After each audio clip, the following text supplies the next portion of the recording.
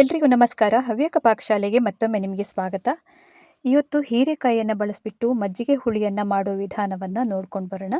ಊಟದ ಜೊತೆಗೆ ಇದನ್ನು ಕಾಂಬಿನೇಷನ್ ಆಗಿ ಉಪಯೋಗ ಮಾಡ್ಕೊಳ್ಬೋದು. ಇದಕ್ಕಾಗಿ ನಾನು ತಗೊಂಡಿರುವಂತಹ ಹೀರೆಕಾಯಿ ಒಂದು 6 ಆಗುವಷ್ಟು ಇದೆ. ನಮ್ಮ ಮನೆಯ ಹಿತ್ತಲಲ್ಲಿ ಆಗಿರುವಂತಹ ಬಳ್ಳಿಯಿಂದ ಕೊಯ್ದು ತಂದಿದ್ದೇನೆ. ಇದು ಹೈಬ್ರಿಡ್ ವೆರೈಟಿಯ ಹೀರೆಕಾಯಿ ಆದ್ದರಿಂದ ಇದರಲ್ಲಿ ಸ್ವಲ್ಪನೂ ನಾರಿನ ಅಂಶ ಆಗಲಿ ಹೊರಗಡೆ ಏನೂ ಇರೋದಿಲ್ಲ. ಅದಕ್ಕಾಗಿ ನಾನು ಹಾಗೆಯೇ ಹೆಚ್ಕೊಂಡು ಹಾಕ್ಕೊಳ್ತಾ ಇದ್ದೀನಿ. ನೀವೇನಾದರೂ ಸಿಟಿ ಸೈಡಿಂದೆಲ್ಲ ಮಾರ್ಕೆಟಿಂದ ತಂದು ಹಾಕ್ತೀರಿ ಅಂತಾದರೆ ಅದರ ನಾರಿನ ಅಂಶವನ್ನೆಲ್ಲ ತೆಗೆದು ಹಾಕ್ಕೊಳ್ಬೇಕು. ಇದು ನಾರ್ಮಲ್ ಆಗಿರುವಂಥ ಹೀರೆಕಾಯಿ ಅಂತ ಸ್ವಲ್ಪ ಡಿಫ್ರೆಂಟ್ ಆಗಿರುತ್ತೆ ಅಷ್ಟೇ. ನೋಡಿ, ಈ ಥರ ಆಗಿ ಕಟ್ ಮಾಡ್ಕೊಳ್ತಾ ಇದ್ದೀನಿ. ಇಷ್ಟು ಹೀಗಿರಬೇಕು. ಕಾಯಿ ಹುಳಿಗೆಲ್ಲ ಮಾಡ್ಕೊಳ್ಬೇಕಾದ್ರೆ ಅಥವಾ ಮಜ್ಜಿಗೆ ಹುಳಿಗೆಲ್ಲ ಈ ಥರನೇ ಹೆಚ್ಕೊಳ್ಳುವಂಥದ್ದು. ಈಗ ಪ್ರತಿಯೊಂದನ್ನು ಕೂಡ ಹೀರೆಕಾಯನ್ನು ಇದೇ ರೀತಿಯಾಗಿ ಹೆಚ್ಕೊಂಡು ಇಟ್ಕೊಂಡಿದ್ದೀನಿ. ಇನ್ನಿದನ್ನು ಒಂದು ಪಾತ್ರೆಗೆ ಹಾಕಿ ಬೇಯಿಸ್ಕೊಳ್ಳೋಣ. ನಾವು ಸ್ವಲ್ಪ ನೀರನ್ನು ಹಾಕ್ಕೊಳ್ಬೇಕು. ಇದಕ್ಕೆ ನಾವು ಮಜ್ಜಿಗೆ ಹುಳಿಯೆಲ್ಲ ಆದಷ್ಟು ದಪ್ಪಗೇ ಇರಬೇಕಾಗತ್ತೆ. ಅದಕ್ಕೋಸ್ಕರ ನಾನು ನೀರನ್ನು ಹೆಚ್ಚಿಗೆ ಹಾಕ್ಕೊಳ್ಳೋದಕ್ಕೆ ಹೋಗಿಲ್ಲ. ಈಗ 1 ಲೋಟ ಆಗುವಷ್ಟು ನೀರನ್ನು ಈಗ ಹಾಕ್ಕೊಂಡು ಮುಚ್ಚಳವನ್ನು ಮುಚ್ಚಿ ಬೇಯಿಸೋಣ ಇದನ್ನು. ಈಗ ಅರ್ಧದಷ್ಟು ಬೆಂದಿದೆಯಷ್ಟೇ. ಒಂದು ಕುದಿ ಬಂದ ನಂತರ ನೋಡ್ಬೋದು ನೀವೀಗ.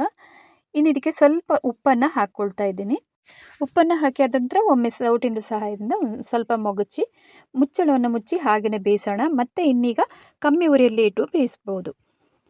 ಇಲ್ಲಿ ಈಗ ನಾನು ಹಸಿ ತೆಂಗಿನಕಾಯನ್ನು ತೋರಿಸ್ತಾ ಇದ್ದೀನಿ. ಮಜ್ಜಿಗೆ ಹುಳಿಯೆಲ್ಲ ಮಾಡ್ಕೊಳ್ಬೇಕಾದ್ರೆ ಆದಷ್ಟು ಈ ಥರ ಹಸಿ ತೆಂಗಿನಕಾಯನ್ನು ತಗೊಂಡು ಹೆರ್ಕೊಂಡು ಇಟ್ಕೊಂಡ್ರೆ ತುಂಬಾ ಚೆನ್ನಾಗಿ ಮಜ್ಜಿಗೆ ಹುಳಿಯನ್ನು ಕೂಡ ಮಾಡ್ಕೋಬೋದು. ಆಮೇಲೆ ಟೇಸ್ಟ್ ಕೂಡ ತುಂಬಾ ಚೆನ್ನಾಗಿರುತ್ತೆ. ಇದರಲ್ಲಿ ಹಾಲಿನ ಅಂಶ ಕೂಡ ಜಾಸ್ತಿ ಆಗಿರುತ್ತಲ್ಲ, ಅದಕ್ಕೋಸ್ಕರ ಹಸಿ ತೆಂಗಿನಕಾಯನ್ನು ಹಾಕ್ಕೊಳ್ಳುವಂಥದ್ದು. ಈಗ ಇಲ್ಲಿ ತೆಂಗಿನಕಾಯಿ ರುಬ್ಕೊಳ್ಳುವಾಗ ಒಂದು ಹಸಿಮೆಣಸನ್ನು ಕೂಡ ಹಾಕ್ಕೊಂಡಿದ್ದೀನಿ ಒಟ್ಟಿಗೆ. ಇನ್ನು ಸ್ವಲ್ಪ ನೀರನ್ನು ಹಾಕ್ಕೊಂಡು ರುಬ್ಕೊಂಡು ತರೋಣ. ನೈಸಾಗಿ ರುಬ್ಕೊಳ್ಬೇಕು ಇದನ್ನು ಕೂಡ. ಈಗ ನೈಸಾಗಿ ರುಬ್ಕೊಂಡು ತಂದಿರೋದನ್ನು ತೋರಿಸ್ತಾ ಇದ್ದೀನಿ. ಈಗಾಗಲೇ ಹೀರೆಕಾಯಿ ಕೂಡ ಸರಿಯಾಗಿ ಬೆಂದಿರುತ್ತೆ. ಇದನ್ನು ಕೂಡ ಕೆಳಗಡೆ ಇಟ್ಕೊಂಡಿದ್ದೀನಿ. ಇನ್ನು ರುಬ್ಬಿರುವಂತಹ ಮಿಶ್ರಣವನ್ನು ನಾವೀಗ ಬೆಂದಿರುವಂತಹ ಹೀರೆಕಾಯಿ ಹೋಳಿಗೆ ಹಾಕಿ ಮಿಕ್ಸ್ ಮಾಡ್ಕೊಳ್ಳೋಣ. ಇದರ ಒಟ್ಟಿಗೆ ನೋಡಿ ಸರಿಯಾಗಿ ಬೆಂದಿದೆ. ಇಷ್ಟು ಬೇಯಬೇಕಾಗತ್ತೆ. ಇಷ್ಟು ಬೆಂದರೆ ಮಾತ್ರ ನಿಮಗೆ ಕಾಯಿ ಹುಳಿ ಅಥವಾ ಮಜ್ಜಿಗೆ ಹುಳಿ ತುಂಬಾ ಚೆನ್ನಾಗಿ ಬರುತ್ತೆ. ಈಗ ಇದಕ್ಕೆ ಹಸಿಮೆಣಸಿನಕಾಯಿಯನ್ನು ನಾವು ರುಬ್ಬುವಾಗ ಕೂಡ ಹಾಕಿರ್ತೀವಿ. ಈಗಲೂ ಕೂಡ ಲಾಸ್ಟಲ್ಲಿ ಹಾಕೋದ್ರಿಂದ ಅದು ಚೆನ್ನಾಗಿ ಪರಿಮಳ ಬರುತ್ತೆ ಅಂತ ಹಾಕೋದಷ್ಟೇ. ಇನ್ನೀಗ ರುಬ್ಬಿದಂತಹ ಕಾಯಿ ಮಿಶ್ರಣವನ್ನು ಇದಕ್ಕೆ ಹಾಕ್ಕೊಳ್ಳೋಣ. ಇನ್ನು ಇದಕ್ಕೆ ಮೊಸರನ್ನು ಕೂಡ ಹಾಕ್ಕೊಳ್ಬೇಕು. ಅದಕ್ಕಾಗಿ ನಾನು ತುಂಬ ಹುಳಿಯಾಗಿರುವಂಥದ್ದು ಅಲ್ಲ, ತುಂಬ ಸಪ್ಪೆ ಆಗಿರುವಂಥದ್ದು ಅಲ್ಲ, ಸ್ವಲ್ಪ ಹುಳಿ ಬಂದಿದೆ ಅಂತ ಅನ್ನುವಂತಹ ಮೊಸರನ್ನೇ ಹಾಕ್ಕೊಳ್ಬೇಕು. ಆದಷ್ಟು ಫ್ರೆಶ್ ಆಗಿರುವಂಥ ಮೊಸರನ್ನೇ ಹಾಕಿದರೆ ಒಳ್ಳೆಯದಾಗುತ್ತೆ. ಈಗ ಇದನ್ನು ಸರಿಯಾಗೊಮ್ಮೆ ಬೀಟ್ ಮಾಡ್ಕೊಳ್ಬೇಕು ಮೊಸರನ್ನು. ಅಥವಾ ನಿಮ್ಮಲ್ಲಿ ತುಂಬ ಸಪ್ಪೆಯಾಗಿರುವಂತಹ ಮಜ್ಜಿಗೆ ಇದೆ ಅಂತಂದರೆ ಮಜ್ಜಿಗೆಯನ್ನು ಕೂಡ ಹಾಕ್ಕೊಳ್ಬೋದು. ಮಜ್ಜಿಗೆ ಹಾಕೋದ್ರಿಂದ ಇನ್ನೊಂದು ಏನಾಗುತ್ತೆ ಅಂತಂದರೆ ತುಂಬ ತೆಳ್ಳಗಾಗಿ ಬಿಡುತ್ತೆ. ಅದಕ್ಕೋಸ್ಕರ ಮೊಸರನ್ನು ಈ ಥರ ಬೀಟ್ ಮಾಡಿ ಹಾಕ್ಕೊಂಡ್ರೆ ದಪ್ಪಗಾಗಿ ಚೆನ್ನಾಗಿ ಬರುತ್ತೆ. ಈಗ ಮೊಸರನ್ನು ಬೀಟ್ ಮಾಡಿಕೊಂಡು ಹಾಕ್ಕೊಂಡಿದ್ದೀನಿ. ಇನ್ನು ರುಚಿಗೆ ತಕ್ಕಷ್ಟು ಉಪ್ಪನ್ನು ಕೂಡ ಹಾಕ್ಕೊಳ್ಬೋದು. ಒಮ್ಮೆ ಈಗ ಮಿಕ್ಸ್ ಮಾಡ್ಕೊಳ್ಳೋಣ. ನಾವಾಗಲೇ ಉಪ್ಪನ್ನು ಕೂಡ ಹಾಕಿರ್ತೀವಿ. ಇನ್ನೂ ಬೇಕಂತಂದರೆ ಒಂದು ಸ್ವಲ್ಪ ಹಾಕ್ಕೊಂಡು ರುಚಿಯನ್ನು ನೋಡಿಕೊಂಡು ಹಾಕ್ಕೊಳ್ಬೋದು.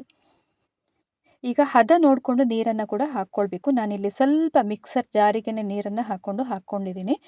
ತೀರ ತೆಳ್ಳಗೆ ಮಾಡ್ಕೊಳ್ಳೋದಕ್ಕೆ ಹೋಗಬೇಡಿ. ಮಜ್ಜಿಗೆ ಹುಳಿ ಎಲ್ಲ ಆದಷ್ಟು ಜೀರಿಗೆ ಬೆಂದಿ ಆಗಿರ್ಬೋದು, ಇದೆಲ್ಲ ಸ್ವಲ್ಪ ದಪ್ಪಕ್ಕೆ ಇದ್ರೇ ನಿಮಗೆ ಟೇಸ್ಟ್ ಚೆನ್ನಾಗಿರುತ್ತೆ.